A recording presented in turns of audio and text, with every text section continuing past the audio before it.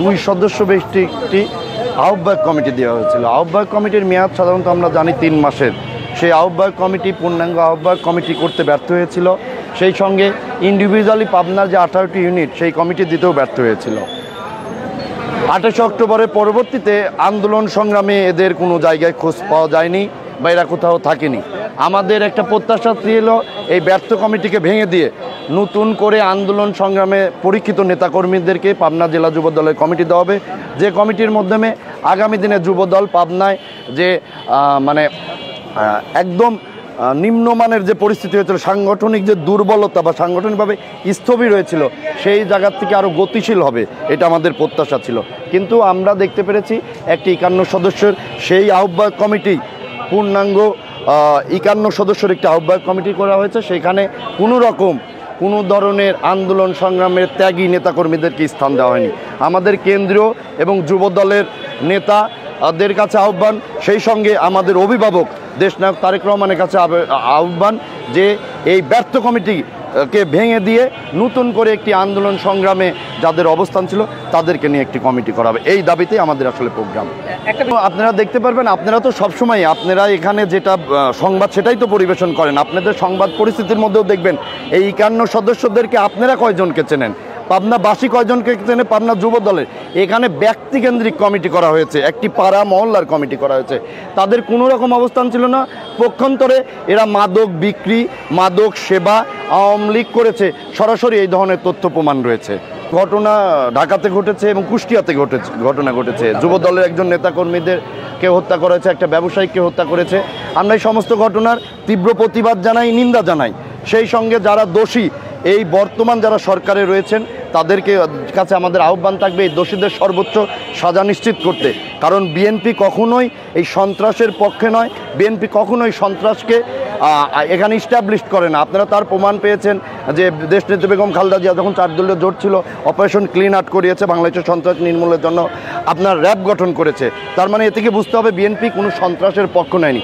আমরা এই সরকার সামাজিক নিরাপত্তা দিতে ব্যর্থ, এই সরকারের কাছে আহ্বান থাকবে যে দলেরই হোক, তা সেই ব্যক্তি যদি সন্ত্রাস হয়ে থাকে তার কোনো দল হতে পারে না। আমাদের প্রিয় নেতা তারেক রহমান ইতিপূর্বেই জড়িত নয়, শুধু আপনারা দেখতে পেয়েছেন সুজানগরের ঘটনায় শেখ আব্দুর রৌফ যাকে আহত করেছে সন্ত্রাসীরা, তারপরে সেই ঘটনা কোনো রকম না করে যে কেন এই ধরনের ঘটনা করলো, উভয়কেই কিন্তু বহিষ্কার করেছে।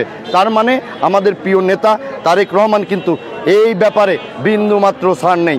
কে 28 অক্টোবরের আগে দলের ভূমিকা নিয়েছে 5ই অগস্টের আগে তা নয়।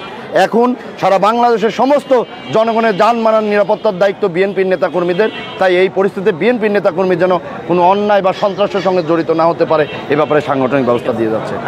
অবশ্যই দলের প্রভাব, এটা দলের উপর প্রভাব পড়ছে। কারণ আমরা 28 অক্টোবর থেকে আমার দেশনায়ক তারেক রহমান যে আন্দোলন সংগ্রামে ডাক দিয়েছিল তাতে আমাদের সর্বোচ্চ ভূমিকা ছিল। সেই ভূমিকা তো আমরা 28 অক্টোবরতে রেখেইছি। তার সাথে ছাত্র আন্দোলন যখন শুরু হয়, সেই ছাত্র আন্দোলনে আমাদের যে ভূমিকা সর্বোচ্চ ভূমিকা, কারণ এই ছাত্র আন্দোলনে 3টি মামলা পাবনাতে হয়েছে। 3টি মামলা আমি একমাত্র সেই ব্যক্তি রাশেদ রানা, আমি 3টি মামলার আসামি। দ্বিতীয় কোনো ব্যক্তি 3টি মামলার আসামি পাবনাতে নেই বলে আমি জানি। আমরা যে আন্দোলন সংগ্রামে আমরা যখন রাজপথে ছিলাম, আমরা যে পুলিশ, র্যাব, ডিবি এবং তফসিল ঘোষণার দিন, যেদিন তফসিল ঘোষণায় ওই দিন যে আমরা মশাল মিছিল করি, ওই দিন মাহমুদ নবী স্বপন এবং তসলিমা সুইটের নেতৃত্বে ওই দিনে আমাদের জানের ঝুঁকি নিয়ে আমাদেরকে গুলি করা হয়েছিল। তারপর আমরা রিস্ক নিয়ে আমরা আন্দোলন সংগ্রাম করেছি এবং নির্বাচনের পরবর্তীতেও আমরা যে কেন্দ্রীয় ঘোষিত লিফলেট বিতরণ ছিল সেটাতে আমাদের সর্বোচ্চ ভূমিকা ছিল।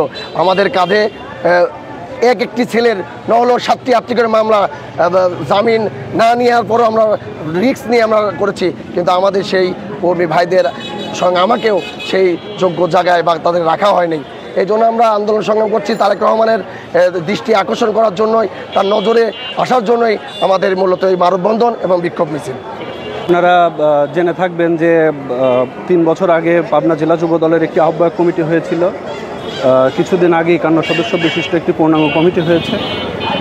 এই পূর্ণাঙ্গ যে কমিটি হয়েছে, এই কমিটির অনেক সদস্য আন্দোলন দুঃসময়ের সময় তারা ঢাকা, কেউ চিটাগাং গিয়ে চাকরি করেছে, কেউ আওয়ামী লীগের সাথে আতাত করে চলেছে এবং প্রত্যক্ষভাবে আওয়ামী লীগ করেছে। তাদেরকে দিয়ে এই আহ্বায়ক কমিটি দেওয়া হয়েছে। এর মধ্যে আমি নাম বলবো না, পাবনা জেলা যুব দলের আহ্বায়ক এবং সদস্য সচিব, এরা নামই জানে না এবং এ ব্যাপারে সুস্পষ্ট প্রমাণ আছে। আর বিগত দিনে কারা আন্দোলন সংগ্রাম করেছে, কারা সর্বোচ্চ ভূমিকা পালন করেছে, এটা জানার জন্য রকেট সায়েন্স জানার দরকার নাই। তৎকালীন সময়ে যে আপনার ইলেকট্রিক মিডিয়ার মধ্যে আপনার সবচেয়ে যে ভূমিকা পালন করেছে বিএনপি মিডিয়া সেল, আমার মনে হয় দেশনায়ক তারেক রহমান এবং কেন্দ্রীয় যুব দলের সদস্য আপনার হচ্ছে প্রেসিডেন্ট সেক্রেটারি যদি এই আপনার মিডিয়া সেল দেখে কারা কোন সময় সক্রিয় ভূমিকা পালন করেছে, এটা ক্লিয়ার হয়ে যাবে জাতির সামনে। আমি আরেকটি কথা বলতে চাই, সেটা হচ্ছে যে পাবনায় একমাত্র জেলা যেখানে ছাত্রদল, যুবদল, বিএনপি আলাদা আলাদা প্রোগ্রাম হয়েছে, আলাদা আলাদা ব্যানারে। মাহমুদুর নবী স্বপন এবং তসলিম হাসান খান সুইটের নেতৃত্বে ছাত্রদল, যুবদল, স্বেচ্ছাসেবক দল, বিএনপি আলাদা আলাদা প্রোগ্রাম করেছে। আমার মনে হয় আমার স্মৃতিশক্তি যদি আমার সাথে বেইমানি না করে, তাহলে আমি একটা কথা স্পষ্টভাবে বলতে চাই, সারা বাংলাদেশে আমার মনে হয় না কোথাও এরকম আলাদা আলাদা প্রোগ্রাম হয়েছে। শুধু আপনার এই যুবদলের কমিটিতে আমরা পদবঞ্চিত না, 18 সালের পর থেকে যারা ছাত্রদল করেছে, স্বেচ্ছাসেবক দল করেছে, যুবদল করেছে, ত্যাগে সর্বোচ্চ মামলার আসামি মাহমুদুর নবী স্বপন, তসলিম হাসান খান সুইট সহ রাশেদ রানা, বাহার, আরজু শহর, হৃদয়, রুমন ছাত্রদলের সহ যারা সর্বোচ্চ ভূমিকা পালন করেছে, তারাই শুধুমাত্র পদ থেকে বঞ্চিত হয়েছে।